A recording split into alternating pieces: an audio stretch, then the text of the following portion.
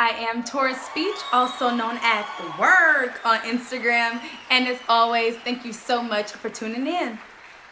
I mean this in the most humble way possible, but I need y'all to understand that my friends, my family, they're all popping. Like my surroundings, my circle is popping. Let's be clear. I'm like that friend who's just grateful that my friends let me sit with them. I'm just that family member that's just grateful that, first of all, my family still claims me, and that secondly, I was born into that family. My family and friends are popping, and I'm grateful for that. God didn't have to bless me with them, but he did because he's nice. And maybe you can say the same about your friends and your family, but it's so funny how we're so quick to edify the people we're surrounded by, but as soon as someone tries to edify us and tell us how much potential we have, we start second guessing ourselves. Why is that? Why is it that we sometimes see more in others than what they can see in themselves? Why is it that we sometimes sell ourselves short when others can see so much in us? I wonder. Perhaps we know the ugly truth about ourselves. Perhaps society has told us this is where we should be because of where we come from. Perhaps you've never seen anything outside of what you see now.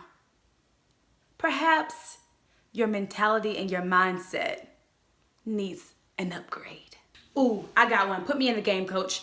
Perhaps you've been on social media comparing your life to someone who appears to have it all together, as we all post what we want on social media. So you think to yourself, I'm behind. We're the same age. They have this, they have that. Perhaps it's too late for me.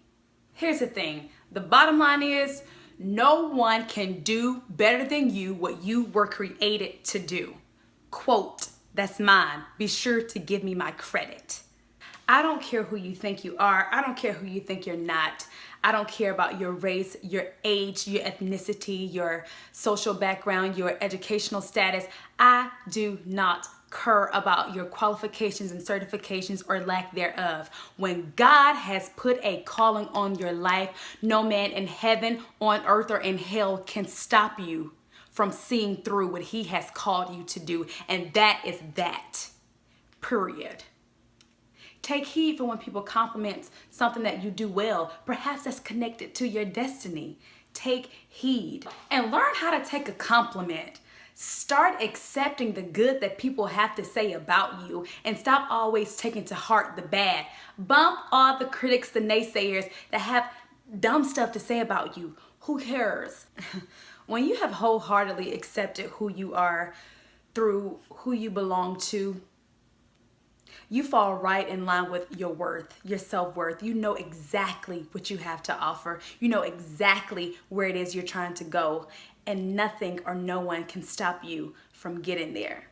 So when you finally start living up to that potential people have seen in you for years, and you mix that with your self-worth, and you finally decide to answer your calling, I hope you're not afraid of heights, because honey, you're about to take flight. In the Bible, it is written, and those he predestined, he also called. Those he called, he also justified. And those he justified, he also glorified.